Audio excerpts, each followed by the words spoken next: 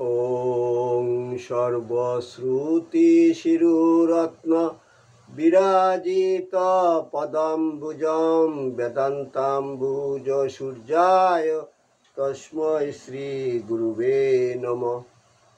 मूकं करोति वाचालं पङ्गुं लङ्घयते गिरिं यत्कृपातमहं वन्दे परमानन्दमाधवम्।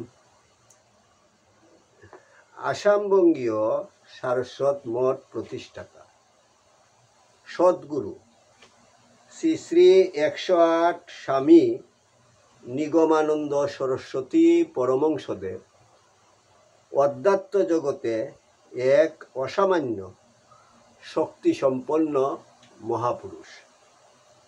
তিনি তাহার স্থূল দেহে অবস্থানকালে ত্যাগী ও গৃহী শিষ্য ভক্তগণের নিকট অমূল্য উপদেশপূর্ণ বহু চিঠিপত্র লিখিয়া গিয়াছেন।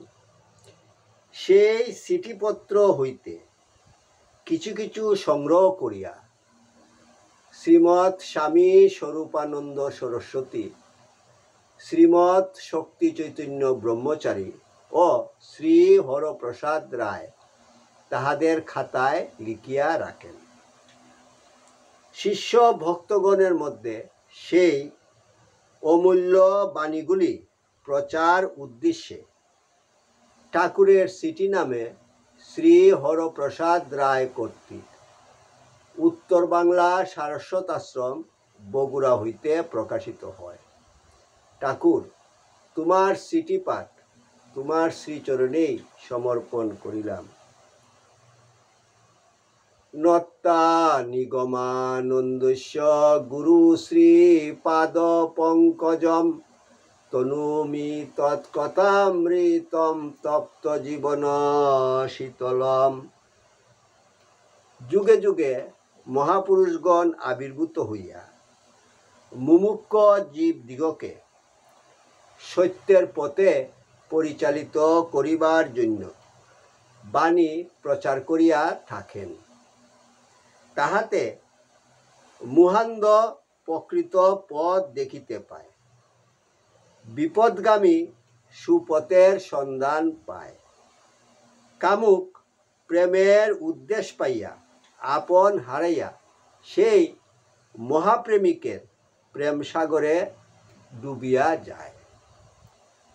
আর্তজীবের দুঃখ গুছাইয়া তার চিরময় ক্রুরে টানিয়া লইবার জন্যই পরম কারুণিক শ্রী ভগবানের এই মঙ্গলময় ব্যবস্থা।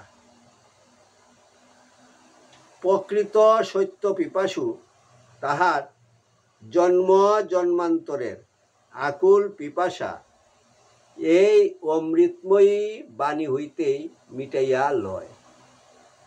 দুর্ভাগা সে যে এমন সুযোগ হেলায় হারাইয়া ফেলে। কলি উপহত জীবের জন্য প্রচারিত এইরূপ কয়েকটি বাণী ঠাকুরের চিঠিতে সন্নিবেশিত হইয়াছে। বিষয়ে অনাসক্তি, শ্রী ভগবানে আত্মসমর্পণ ইহার ছত্রে ছত্রে প্রকটিত। বেদবাক্যের ন্যায় ইহা ত্যাগ বৈরাগ্যের তুর্য নিনাদে এবং ভক্তির অমৃত দ্বারায় হৃদয় পূর্ণ করিয়া মানবকে ভীতিসংকুল জীবন পথে নির্ভয়ে পরিচালিত করিতে অদ্বিতীয়। এক কথায় ঠাকুরের চিঠি ঠাকুরের প্রাণের গভীর ভাবের পূর্ণ অভিব্যক্তি। বিরলে বসিয়া আপন প্রিয়জনকে লক্ষ্য করিয়া লিখিত এই চিঠিগুলিতে তার অন্তরের অন্তরতম প্রদেশের সকল কথাই ব্যক্ত হইয়া পড়িয়াছে। এই চিঠিতে তার উদ্বুদ্ধ শিষ্যের প্রতি প্রাণের ব্যাকুলতার লক্ষণ আছে। তার হৃদিনিকুঞ্জের পুষা দুহেলাদের কলকণ্ঠের ললিত কাকুলির কথা আছে। সুখ সন্তপ্ত নিরাশ প্রাণের জন্য শান্তির নির্ঝর আছে।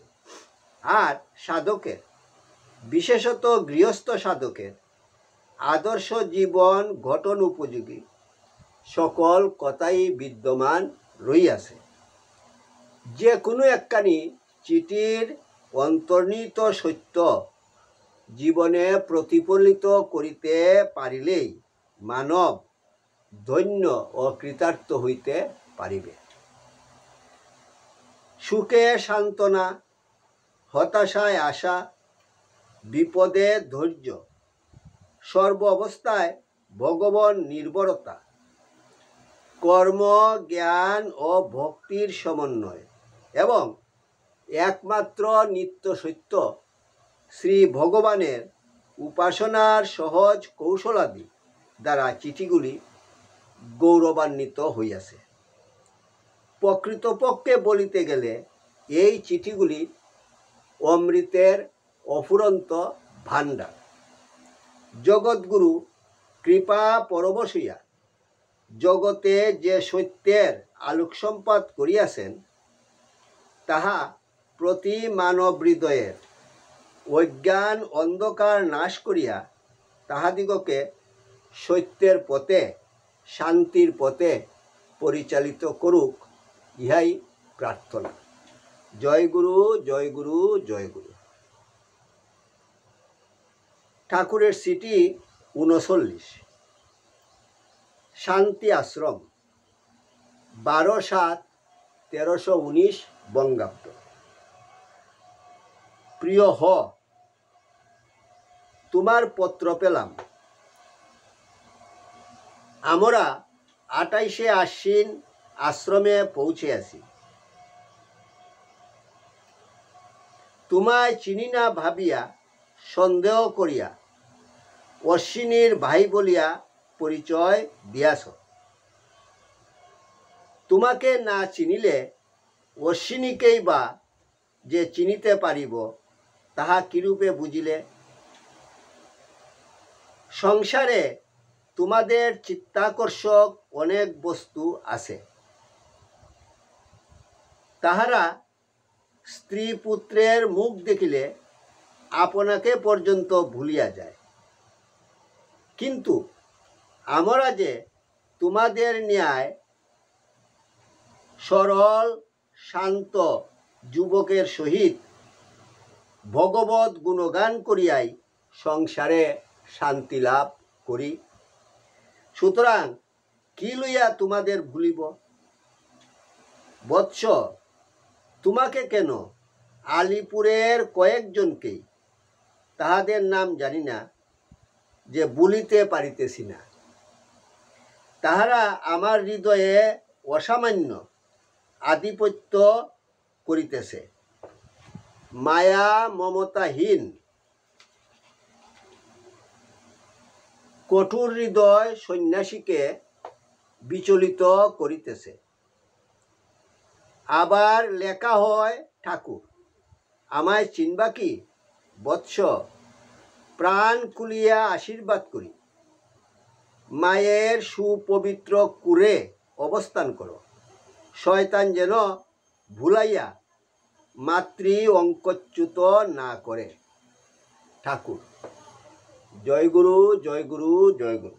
এই চিঠিখানাতে শ্রী শ্রী ঠাকুর মহারাজ তার জনৈক শিষ্যকে এই বুঝাইতে চাচ্ছেন যে যারা ঠাকুরের আশ্রয়ে আশ্রিত,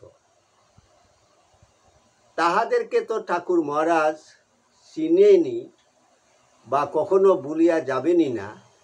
উপরন্তু যারা তার ভক্ত শিষ্য, তাদেরকেও শ্রী শ্রী ঠাকুর মহারাজের মনে দাগ কেটে রেখেছে। জয় গুরু, জয় গুরু, জয় গুরু। ওং যদস্করং পরিভ্রষ্টং মাত্রাহীনঞ্চ যদ্ভবেৎ তৎসর্বং ক্ষমতাং দেব প্রসিদ পরমেশ্বর। সর্বে ভবন্তু সুখিনঃ, সর্বে সন্তু নিরাময়া, সর্বে ভদ্রাণি পশ্যন্তু মা কশ্চিৎ দুঃখভাগ্ ভবেৎ। ওং শান্তি শান্তি শান্তি। হরি ওম তৎসৎ।